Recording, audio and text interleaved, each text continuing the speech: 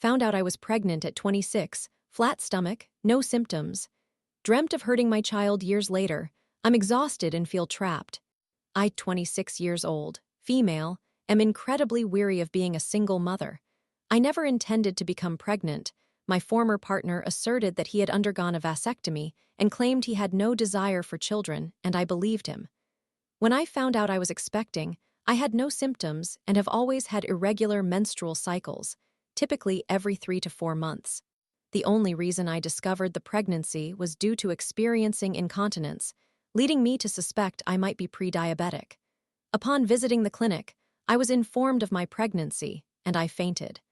I was unsure of how many weeks along I was, and my ex pressured me for an abortion once he learned the truth. Backdating my last menstrual period indicated I could have been anywhere from 12 to 20 weeks pregnant. In the weeks that followed, while researching clinics and gynecologists, time continued to slip away. I didn't receive a proper fetal scan until 2 weeks after my initial discovery. Ultimately, I was told I was between 22 and 26 weeks along because, being my first scan, there was no progression to evaluate. Suddenly, 6 months had passed. I was not visibly pregnant, had a completely flat abdomen, hadn't gained weight, and still exhibited no other symptoms.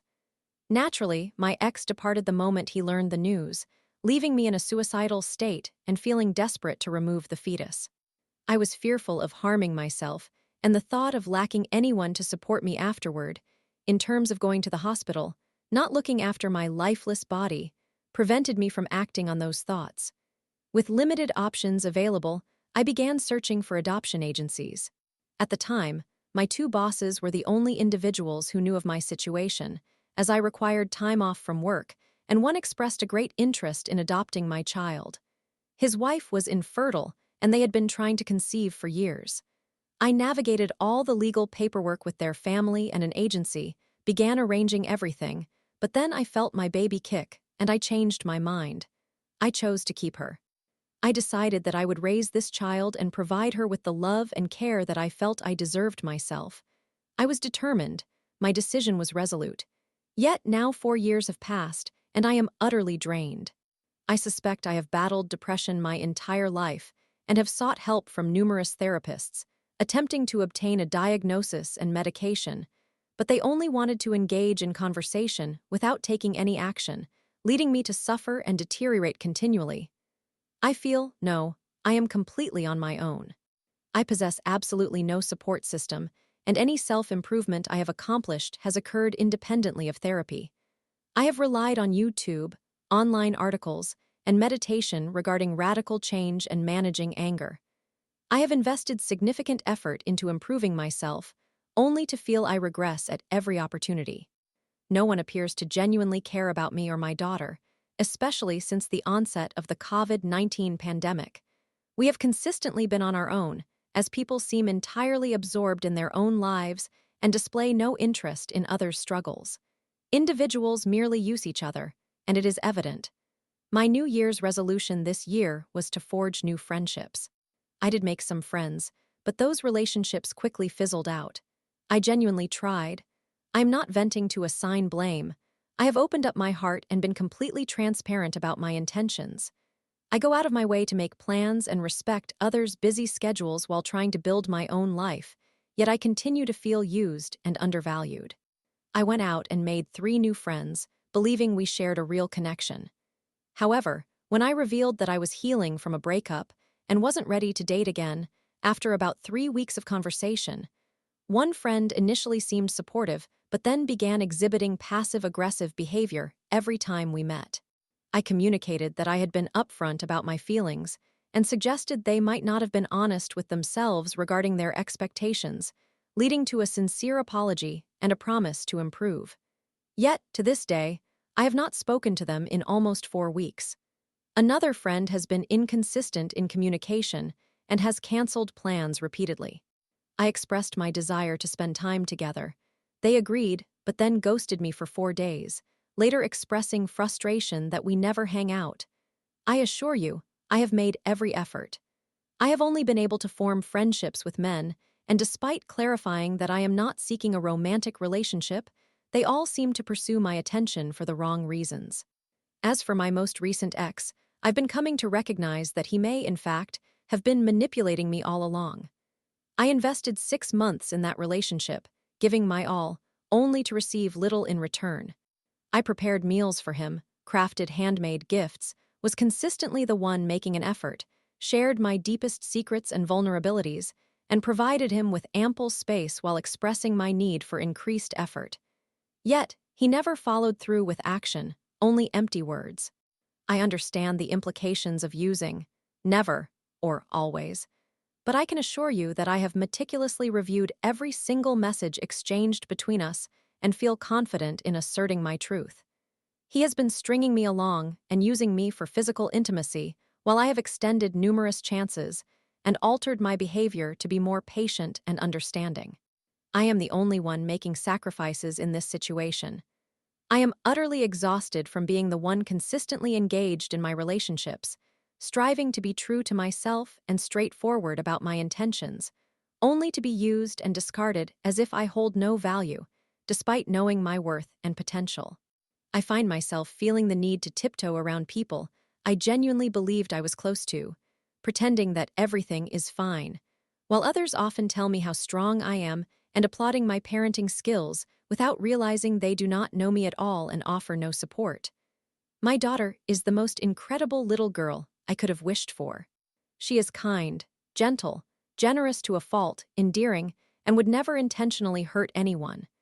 She can be sassy and assertive when she desires, possessing an active imagination and creativity that express themselves in beautiful songs and languages she invents in her mind, as well as through drawing and painting. She loves playing with musical instruments. However, I feel mentally unprepared to give her everything she deserves and demonstrate the genuine love I promised while she was still in my womb. I have felt so worn out over the past year. Everything she does frustrates me. It comes in waves, but the low periods overshadow the high points, and while there are days I long to shower her with affection and attention, there are entire weeks when I feel overwhelmed and just want her to give me space. We have been potty training for a year, and she has finally gone an entire month without accidents at daycare. When we are in public, she hasn't had any mishaps since age 2. However, whenever she encounters an untrained child at daycare, she seems to forget all her training and will spend an entire week returning home in soiled clothes that I must wash constantly. There have been days when her teachers have told me that she went the entire day without using the toilet. I recognize that children can have regressive moments, but they devastate me. I know she is a leader. She adores taking charge, but it pains me to see her regress into baby behavior and undo all our hard work, which leads me to feel resentment toward her daycare teachers, even though I have a good relationship with them. She talks incessantly, which I genuinely appreciate as she was a late talker, and I used to wish for her to communicate more. Yet now, she talks from the moment she wakes up to when she falls asleep, and it overwhelms me. I can never find a moment of silence. She chatters while I prepare her bath, talks throughout dinner to the point of not eating even after complaining about her hunger, and talks herself to sleep. She asks the most trivial questions such as, "Mommy, are you cooking?" when I am clearly at the stove. If I respond, "What do you think I am doing?" she accurately identifies my actions. Yet, there are frequent instances when she becomes the biggest crybaby over issues that could be resolved easily without tears. For instance, she was putting on her socks to play in the snow, a task she has skillfully managed since the age of 2, and ended up crying because, "This sock won't go on like the other one." When I asked her to demonstrate, she easily slipped the sock on her foot. I inquired about the problem, and she said it was because it was over her pant leg, not under it. I asked her how we could resolve it, but she continued to cry, insisting she didn't know. I suggested sliding her sock down, lifting her pant leg, and then adjusting her sock again. Voila! But it's these minor issues that seem to overwhelm her. I speak to her gently and try to monitor my tone because I recognize my anger can flare up, and I want to shield her from that, but I get frustrated when she gives up so easily on simple problems. Just this past Friday, 2 incidents occurred with her. As we were about to leave for work and daycare, I asked her to open the door and the garage door while I turned off the lights. On this occasion, she began to cry, claiming she couldn't open the door while wearing her gloves, which made her grip slippery. However, there have been times when she managed to open the doors with the same gloves effortlessly. I encouraged her to try again, yet she kept repeating, I did, without actually attempting to open the door. Frustrated, since I had multiple belongings in my hands, I opened the door slightly, then closed it again, telling her to try once more with a more authoritative tone. She reacted by bursting into tears, removing her coat, boots, and gloves, and began walking upstairs. We were already running late. I called to her, asking where she thought she was going, but she didn't reply. I continued urging her to come back, explaining we needed to leave, etc. Until I became so frustrated, I picked her up and placed her into her car seat, making multiple trips to the car due to my arms being full. The other incident on that same day occurred after I finished work extremely late and decided to go to Burger King instead of cooking after picking her up. I ordered her a chicken nugget kids meal with fries and asked for her drink preference, milk or apple juice. She chose milk. As I placed our order, she began crying because I want a straw. I assured her I would get one and continued with the order. She cried even more, arguing that, you didn't ask for a straw. I reiterated that it came with one, but she still cried because I hadn't asked specifically. As we drove home, she started eating but cried again, stating, they didn't put in my chicken. I confirmed that they did. I always check my order before driving away, but she insisted it wasn't in the bag. While stopped at a red light, I reached back to retrieve the bag and noticed a smaller bag that was clearly filled with nuggets. I handed it back to her, urging her to look again. It's not here, Mommy, she cried. I told her to eat her fries for now and explained that we would check when we got home, as I couldn't attend to everything while driving. Ultimately, she found her nuggets as we arrived in the garage. Then I had the dream referenced in my title this morning and woke up in tears. But it wasn't due to actively harming my child. I cried because I feel so suffocated and underappreciated, yearning for a chance to prioritize myself. I am exhausted from pouring my heart into every relationship while receiving little in return, or just enough to leave me starving for affection. I feel stifled in my hobbies and interests. I love volunteering, but many places don't permit me to bring her along, and babysitters charge exorbitant fees for limited time, equivalent to 2 weeks' worth of daycare. I tried to get back into roller skating and mountain biking, even purchasing her a pair of skates and a bicycle, but she only practices for 5 minutes before giving up. A few days later, she'll want to try again and quit within the same period. She only desires to play and disregards instructions, which frustrates me as I see so much potential when she tries. I fear for her safety and plan to enroll her in gymnastics soon, yet she struggles to follow proper instructions and often compares herself to her peers. This situation feels overwhelming, and I can't endure it anymore. It's 7 a.m., and I can already hear her awake and talking. I am weary of being a mother. I am weary of the labels of strength that come with little support. I am frustrated with a president who is cutting federal funding and altering education history, placing me in a position where I must rely on individuals with questionable intentions to guide her. I am tired of being the sole person in every relationship who puts forth effort, continually giving while asking nothing in return. I am tired of the sacrifices. I just want to be selfish. Story 2. I suggested postponing my plans with my long-distance boyfriend by a week, which led to a terrible argument and questioning my relationship. I, 22-year-old male, made a significant mistake tonight by suggesting to my long-distance boyfriend, pseudonym Ant, also 22-year-old male, that we delay our plans by a week. This is my first throwaway account, so I appreciate your patience. I have been a long-time reader and listener of Today I Fed Up stories on both Reddit and TikTok. I am using this throwaway because this situation is undoubtedly something I regret. There is a considerable amount of context I could provide, but in the interest of brevity and privacy, I will attempt to keep it concise. I initially met my now ex-boyfriend in 2021. We connected on our university's LGBTQ+ Discord server, where we were the only ones who enjoyed football, also known as soccer in the United States. We began messaging each other occasionally. There was nothing too serious, as both of us were finding it challenging to meet new people while dealing with our personal struggles. For my part, I had just experienced a breakup with a friend with benefits crush the night before starting university. To make things worse, The day I moved into my dorm also happened to be my birthday. Consequently, I don't recall much of that time due to all the drinking. Alcohol became nearly a daily necessity for me during my first year to cope with my long-standing but previously undiagnosed depression, anxiety disorder, and insomnia. The first year was difficult, and all of this contributed to me somewhat forgetting about the guy I had chatted with on Discord. In my second year, I reduced my alcohol intake but continued to drink a lot.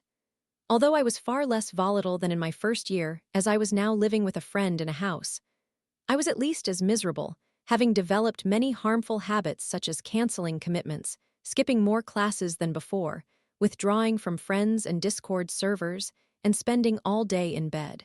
My depression and anxiety continued to escalate, and I had only a few people I felt comfortable confiding in.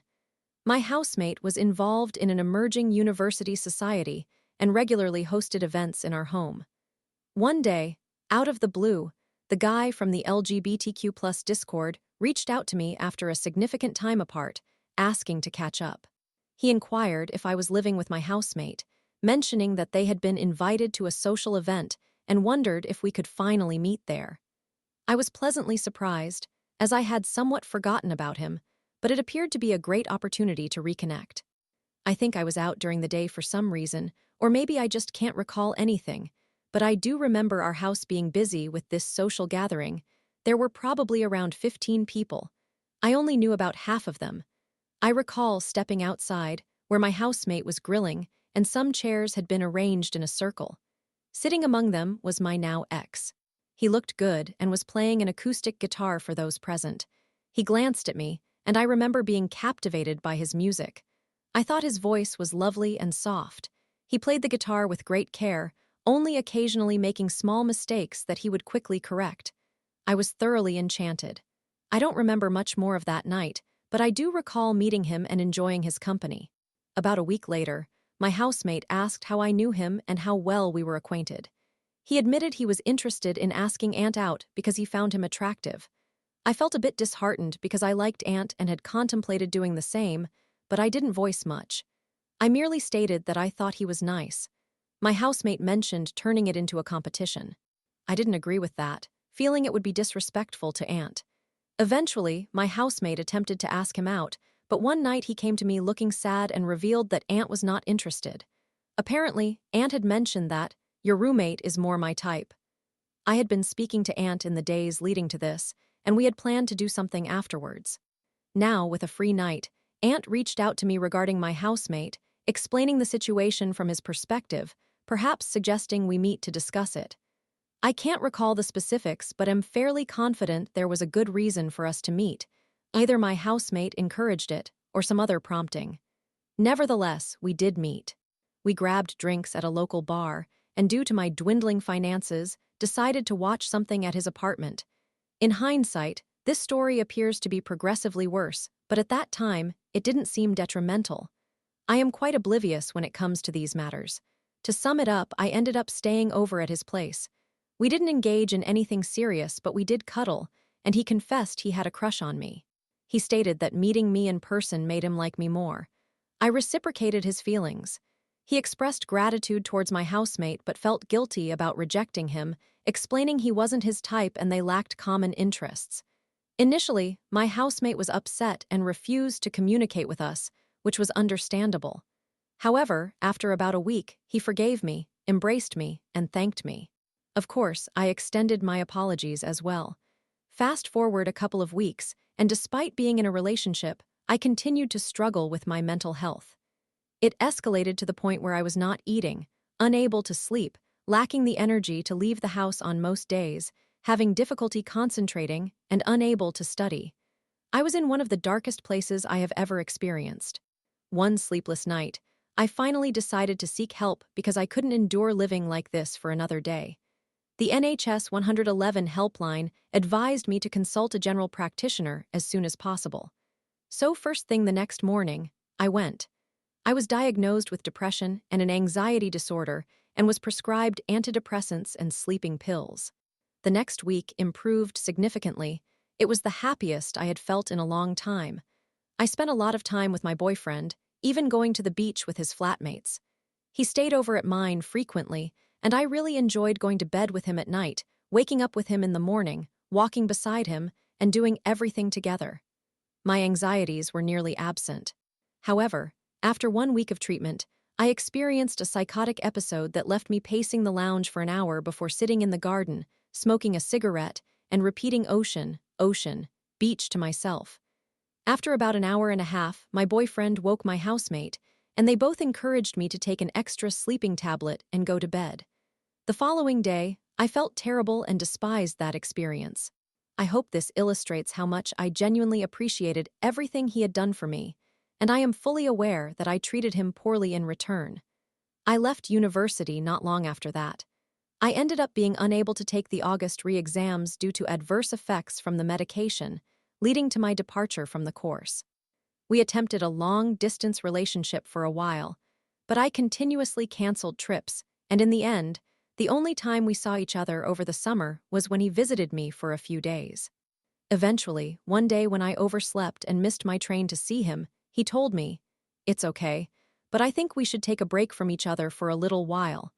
I agreed, and I realized it was for the best, at least until I could manage my medication better and receive further assistance. Fast forward another year and a half, he unexpectedly contacted me at the end of last year. We reconnected through text, and he asked about how I was doing. I informed him that I had been in therapy for a year and was feeling significantly better. I even had a job interview approaching, and I no longer experienced daily anxiety attacks, if ever. He was happy for me. He hadn't accomplished much outside of his degree, of course. We discussed whether I would be visiting Swansea soon. I mentioned that my friends, the ones I introduced him to when we started dating, who integrated him into the group, wanted to do a dinner, but I was not going.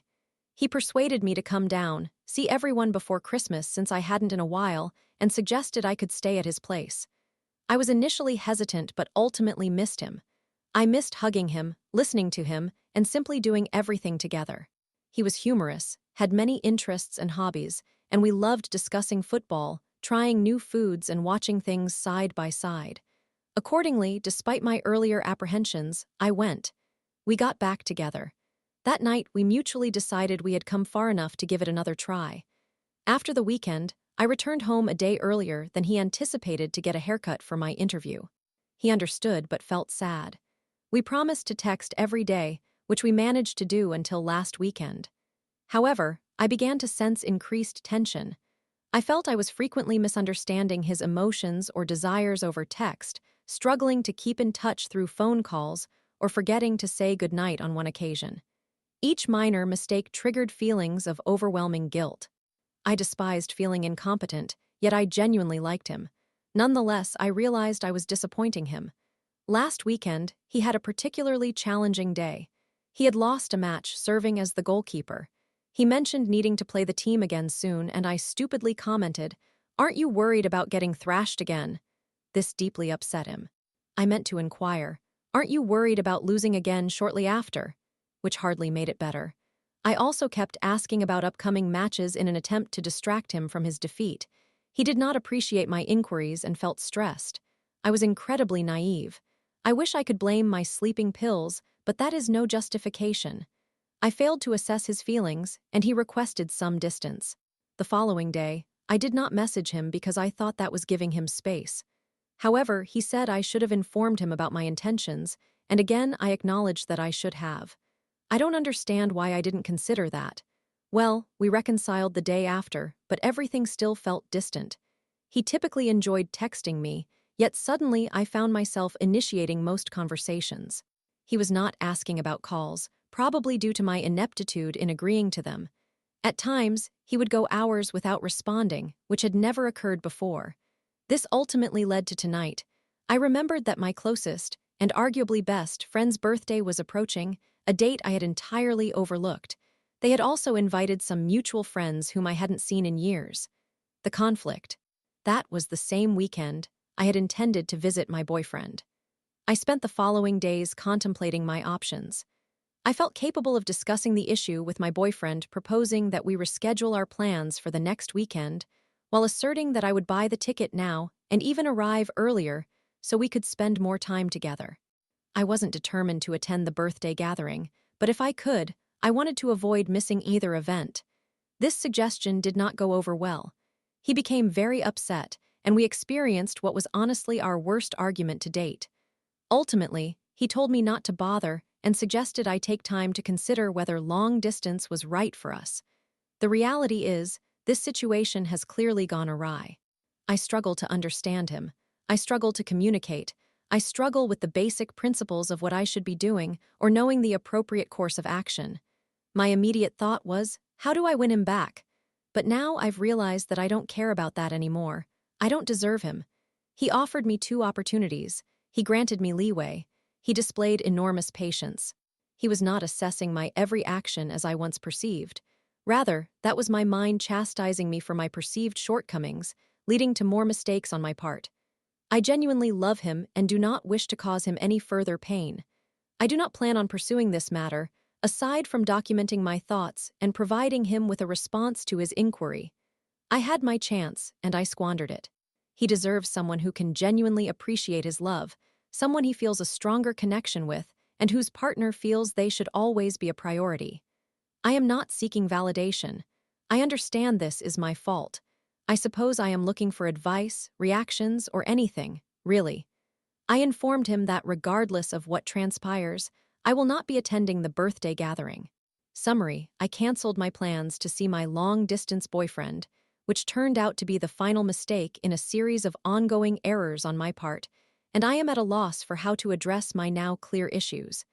Edit 1: I revised the summary because some people indicated it was inaccurate. Furthermore, I do not want validation.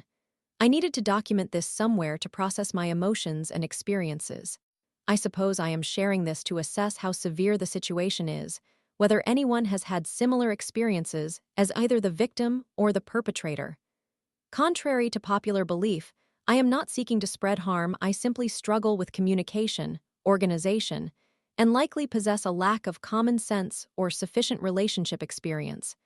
And yes, I recognize this is lengthy. Story 3. I told my partner I have a secret child. My father is in jail for abuse. Now I'm crushed seeing her heart broken and unsure about leaving.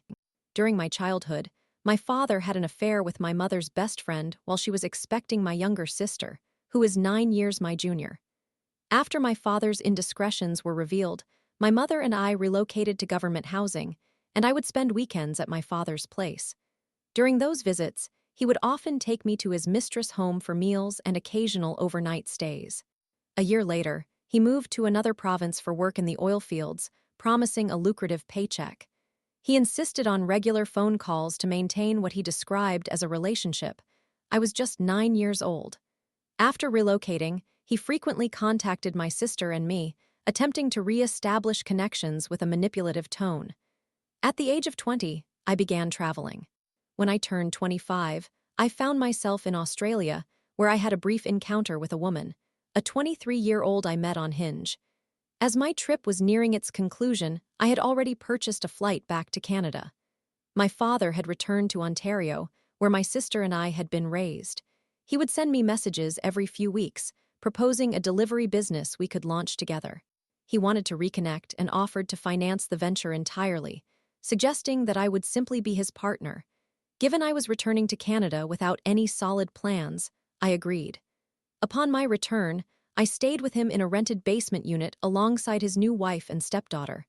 However, before I left Australia, the woman I had been with reached out to inform me that she was pregnant. Once the pregnancy was confirmed, I inquired about her intentions. She mentioned considering keeping the child because she had previously undergone an abortion at 19, which left her feeling depressed. I urged her to reconsider, explaining that I was moving across the globe with no plans to return. I communicated that I did not know her well enough to commit to parenting a child, and I was not prepared to have a baby with someone I did not love. I made it clear that I could offer limited financial support if she chose to keep the baby, and stated upfront that I had no interest in being involved in the child's life if she decided to proceed with the pregnancy. My father's example had shown me the kind of father I did not want to be, and I didn't want a superficial relationship with a child from afar. She responded by clarifying that she had no expectations for me to be the child's father, and while she believed abandoning the baby would be immoral, She would not judge my decision. She simply wanted to notify me of the situation. Ultimately, she gave birth to the baby, and I never contacted her again, preferring to leave the entire situation behind. Upon returning home to live with my father, I was confronted with shocking news. After about 5 months in my father's household, my 15-year-old stepsister confided in me about a heinous secret. She alleged that my father had been molesting her. This remained undisclosed until I had sufficient evidence to confirm her claims. My stepsister had recorded a video on her iMac that showed the inappropriate conduct, which I later confirmed was indeed happening. The realization devastated me, and I was filled with fear and uncertainty about what to do. I transferred the video to a USB drive and reported my father to the authorities. He has now been in custody for over a year, awaiting trial, with proceedings continually postponed. I was devastated. I had placed my own father behind bars. Though he had been a negligent parent, I still held affection for him. This experience left me with a profound understanding of what constitutes both a good and a bad father. 2 months after my father's incarceration, the Australian woman reached out again. She inquired about my feelings now that a year had passed and whether I was reconsidering my stance. She expressed a desire for me to be involved in the child's life, emphasizing that she wanted the best for the baby. I reiterated that my feelings remained unchanged. She then asked if I might visit Australia, at least to meet the child, in hopes that exposure would alter my perspective. I declined, explaining the tumultuous relationship I had with my father, revealing that it had felt like a lie my entire life. I told her I was neither emotionally nor mentally ready to become a father at this stage. I requested that she refrain from sharing any updates about the baby, as I did not want to add to my own feelings of guilt for abandoning a child I had inadvertently contributed to bringing into the world. To this day, I remain unaware of anything concerning the child. Fast forward to the present. I feel as though I am still grappling with my father's secret while also trying to manage the existence of this child whom I am choosing to ignore. I recognize that my actions are misguided. However, this is not the life I had envisioned for myself. My father's actions left me with too much trauma to simply walk away and become a father to this child. I have no interest in moving to Australia to start a family with someone I barely know, and I wouldn't want to assume any parenting responsibilities if the child were to relocate to Canada. Co-parenting is not something I desire.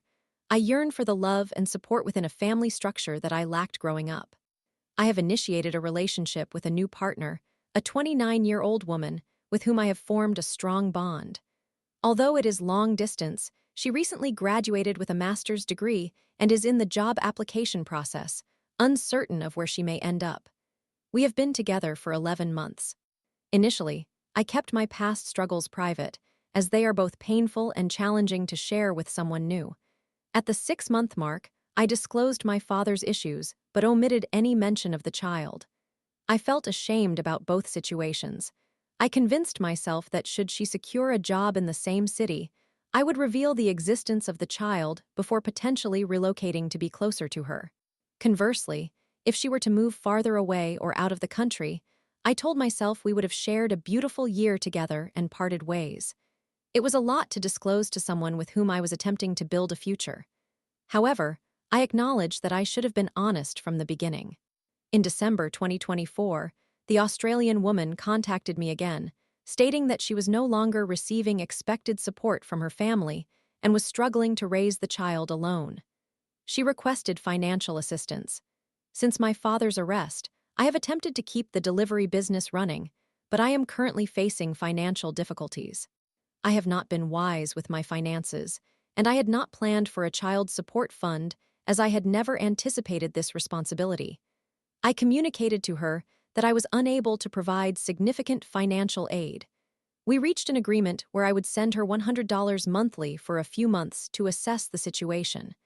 I sent the first payment on February 1, 2025.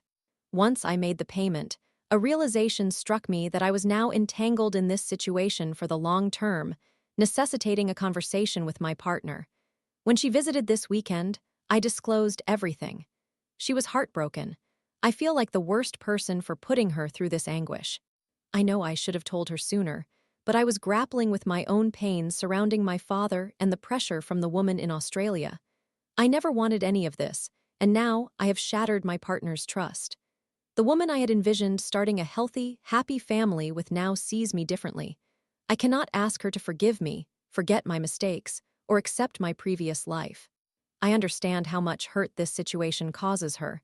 She has expressed feeling heartbroken yet continues to love me. While she is hesitant to leave, she feels conflicted. I love her too and agreed that she needs time to process this situation and reach a decision. I am acutely aware that my actions have been deeply flawed. I would give anything to have her take me back, but I cannot shake the feeling that I am no longer what is best for her. If she chooses to accept me again, she will have to grapple with the fact that I kept a significant secret for nearly a year, along with the reality of having a child that is not part of our relationship.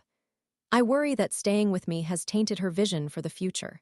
I want to improve her life, and I believe the sooner she moves on from me, the quicker she can reclaim her own happiness. She is currently caught in a dilemma. She feels compelled to leave me while struggling with her love for me.